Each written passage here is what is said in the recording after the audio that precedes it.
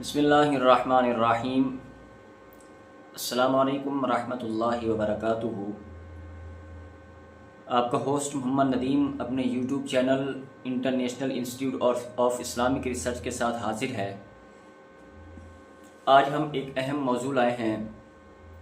اس جدید دور کے اندر، پرفتن دور کے اندر، ہمارا نوجوان بچہ کس طرف راغب ہے اور نوجوان کی اصلاح کیسے کی جائے، اپنے بچوں کی تربیت کیسے کی جائے۔ جس دور کے بارے میں پیارے آقا کریم صلی اللہ علیہ وسلم نے فرمایا ہو کہ ایک دور ایسا آئے گا کہ گھروں کے اندر فتنے ایسے داخل ہوں گے جیسے بارش کے قطرے نازل ہوتے ہیں، بارش کے قطرے اترتے ہیں۔ تو ہم اپنی سوشل میڈیا کو دیکھتے ہیں، غور و فکر کرتے ہیں، خصوصاً ٹک ٹاک ہے، یوٹیوب ہے، فیس بک ہے۔ ان چیزوں کا اگر مثبت استعمال کیا جائے تو وہ بھی ہو سکتا ہے، اگر منفی استعمال کیا جائے تو وہ بھی ہو سکتا ہے۔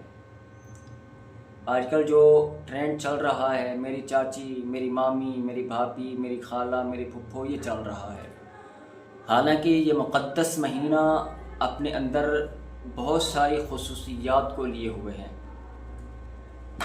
بالخصوص اس کی چھٹی تاریخ کو، رجب کی چھٹی تاریخ کو حضرت خواجہ معین الدین چشتی اجمیری سنجری رحمۃ اللہ تعالی علیہ کی چھٹی شب منائی جاتی ہے، اور اس کی 13 تاریخ کو ولادت مولا کائنات شیر خدا سیدنا علی المرتضیٰ کرم اللہ وجہہ الکریم کی ولادت کا دن ہے۔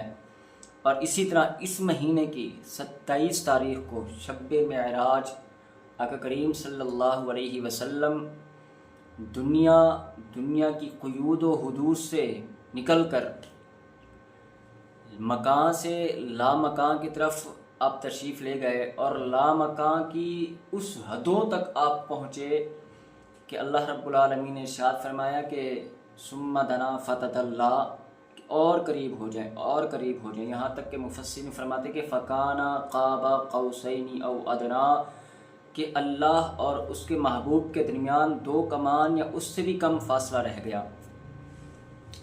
اب محبوب اور محب کے درمیان کیا راز کی باتیں ہوئیں، کیا گفتگو ہوئی، یا محبوب جانتا ہے یا پھر محب جانتا ہے۔ تو کہنے کا مقصد یہ ہے کہ اس کی 27 تاریخ کو، 27 رجب کو آقا کریم صلی اللہ علیہ وسلم کو معراج شریف کرائی گئی۔ تو ہونا تو یہ چاہیے تھا کہ ہم اپنے نوجوانوں کی اصلاح اس انداز سے کرتے کہ ان کو معلوم ہوتا کہ آج اسلامی کیا تاریخ ہے، آج کون سا دن ہے، آج نماز پڑھی ہے کہ نہیں پڑھی، آج حضور پر درود پڑھا ہے کہ نہیں پڑھا، والدین کا احترام کس انداز سے کرتے ہیں، بزرگوں کا احترام کس انداز سے کرتے ہیں، بڑوں کا احترام کس انداز سے کرتے ہیں۔ ہونا یہ چاہیے تھا، لیکن اس کا الٹ چل رہا ہے۔ ہمارا نوجوان طبقہ دین اسلام سے بیزار ہے، دین اسلام کی طرف متوجہ نہیں ہونا چاہتا، دین اسلام کی طرف آنا ہی نہیں چاہتا۔ کیونکہ ہم ان کو دین اسلام کی طرف لانا ہی نہیں چاہتے۔ حضرت بابا فرید الدین گنجکر رحمۃ اللہ تعالی علیہ ایک مرتبہ والدہ محترمہ کے ساتھ تشریف فرما تھے، تو آپ بیٹھے بیٹھے کہنے لگے کہ اماں جان، میری کبھی تہجد کی نماز قضا نہیں ہوئی۔ آپ کی والدہ نے ارشاد فرمایا کہ بیٹا فرید، کمال تمہارا نہیں، کمال میرا ہے کہ میں نے بغیر وضو کے کبھی تمہیں دودھ پلایا ہی نہیں ہے۔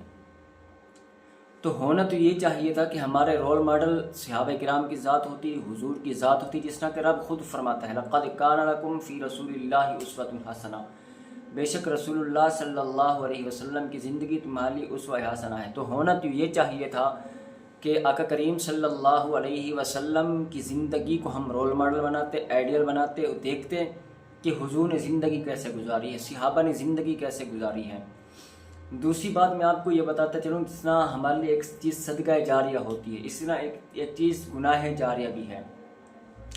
اگر ہم نیک عمل کر رہے ہیں اور کوئی دیکھ کے ہمیں وہ نیک عمل کرتا ہے، تو حدیث کے مطابق نیکی کی طرف رہنمائی کرنے والا ایسے ہے جیسے وہ نیکی کر رہا ہے۔ جس طرح نیکی کرنے والے کو ثواب ملے گا، اس طرح نیکی کی طرف رہنمائی کرنے والے کو بھی ثواب ملے گا۔ اسی طرح جس طرح گناہ کرنے والے کو گناہ ملے گا، اسی طرح گناہ کی طرف راغب کرنے والے کو بھی گناہ ملے گا۔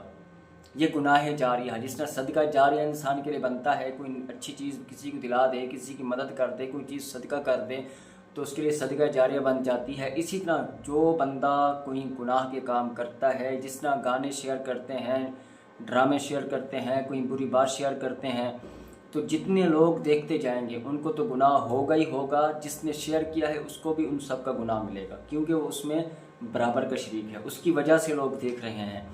اگر خدا نہ خواستہ ذرا تصور میں لائیں، تصور کریں کہ ہم یہ چیزیں استعمال کر رہے ہیں، سوشل میڈیا استعمال کر رہے ہیں، کوئی بری چیز ہم شیئر کرتے ہیں، گانا یا کوئی اس طرح کی چیز شیئر کرتے ہیں اور ہمارا انتقال ہو جاتا ہے، ہمارے انتقال کے بعد یہ چیزیں متواتر چل رہی ہوں اور رب تبارک و تعالیٰ کی طرف سے حکم ہو کہ اس کی نیکیاں 99 ہے اور برائیاں 98، تو لہٰذا اس کو جنت میں داخل کر دیا جائے۔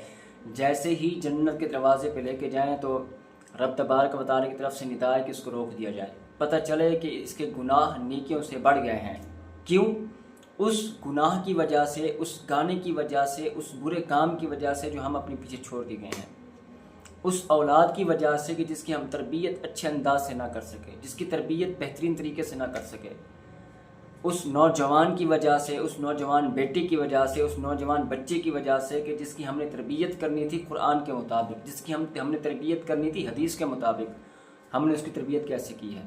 ہم سنی باتوں پہ عمل پیرا ہوتے ہیں، جو ہم نے سن لیا بس اسی پہ چل پڑے۔ اس ایک من گھڑت روایت ہم سنتے چلے آتے ہیں کہ جس نے سب سے پہلے ربیع الاول کی خوشخبری دی یا رمضان کی خوشخبری دی، جنت کو اس کے لیے واجب ہو جائے گی۔ جنت اتنی آسانی سے مل جاتی ہے کیا؟ اگر صرف چیزیں شیئر کرنے سے، تو کیا جنت اتنی آسان ہے کہ جنت ایسے ہی مل جائے گی، خوشخبریوں سے مل جائے گی؟ ربیع الاول کی خوشخبری دے دی، رمضان کی خوشخبری دے دی، جنت مل جائے گی؟ کہ یہ بات صحابہ کرام کو معلوم نہیں تھی، صحابہ کرام اس بات کو نہیں جانتے تھے کہ خوشخبری، حالانکہ سب سے زیادہ علم حاصل کرنے والے حضور کے صحابہ ہیں۔ اور سیدنا امام حسین رضی اللہ تعالیٰ عنہ کربلا کے اندر جا کے 72 جان نثاروں کے ساتھ اب کربلا کے اندر گئے اور اپنے گھر کا گھر قربان کر دیا اللہ کی راہ میں، حضور کے دین کی خاطر، اسلام کی خاطر۔ تو یہ اتنی آسان نہیں ہے جتنا آسان ہم نے اس کو بنا دیا ہے، اور اتنا مشکل بھی نہیں ہے، کیونکہ دین اسلام محبت اور امن والا دین ہے، بڑا پیارا دین ہے۔ اس میں یہ جو نفرتیں ہوتی ہیں، عداوتیں ہوتی ہیں، یہ بغض یہ ہمارے اپنے بنائے ہوئے ہیں۔ اسلام تو ایک محبت بھرا دین ہے، اسلام ایک مودت والا دین ہے، اسلام ایک پرامن مذہب ہے۔ تو آج کا جو ہمارا پیغام ہے وہ نوجوان لوگوں کے لیے ہے، نوجوان احباب کے لیے ہے، نوجوان بچوں کے لیے ہے۔ وہ پیغام یہ ہے کہ اپنی زندگیوں کو ان فضول چیزوں کے اندر، لغو چیزوں کے اندر، بیکار چیزوں میں ضائع نہ کریں۔ اللہ نے یہ زندگی دی ہے، یہ جسم صحیح سلامت عطا کیا ہے، یہ بہترین نوجوانی عطا کی ہے، خوبصورت نوجوانی، خوبصورت چہرہ، خوبصورت زندگی اللہ نے دی ہے، تو کم از کم 24 گھنٹوں میں سے 2-4 گھنٹے اللہ کے لیے نکالیں، اللہ کی ذات کے لیے نکالیں، اپنی ذات کے لیے نکالیں، تاکہ یہ جب یہاں سے جائیں ہماری روح کب سے انسری سے پرواز کر رہی ہو تو ہمیں کسی قسم کی کوئی ٹینشن، کوئی پریشانی نہ ہو، بلکہ ہم خوشی کے ساتھ، مسکراتے چہرے کے ساتھ جا رہے ہوں، کیونکہ ساری زندگی ہم نے اللہ کی محبت کے اندر گزاری ہے، رسول اللہ صلی اللہ علیہ وسلم کے محبت کے اندر گزاری ہے۔ وقت ایسے بھی گزر جائے گا، وقت گانے باجے میں بھی گزر جائے گا، وقت اللہ کی بارگاہ میں سر بسجود ہو کے بھی گزر جائے گا۔ تو نوجوانوں کے لیے پیغام یہ ہے کہ اپنی زندگی کو حضور کی ذات کے لیے وقف کر دیں، اپنی زندگی کو حضور کے نام پہ وقف کر دیں، پھر دیکھیں اللہ رب العالمین کتنی عزتیں عطا فرماتا ہے، کتنے مقام عطا فرماتا ہے۔ یہ ممکن ہی نہیں ہے کہ کوئی بندہ اپنی زندگی حضور کے لیے وقف کرے اور حضور کے صدقے سے اس کی عزت میں اضافہ نہ ہو۔ صرف اتنا سا پیغام ہے آج کے لیے۔ آخر میں آپ لوگوں سے یہ ریکویسٹ کروں گا کہ ہمارا YouTube channel International Institute of Islamic Research, اس کو فالو کریں، سبسکرائب کریں، تاکہ اچھی باتیں آپ کو سننے کو ملیں۔ اللہ کریم ہمیں عمل پیرا ہونے کی توفیق عطا فرمائے۔ والسلام محمد نبی محمد سعیدی۔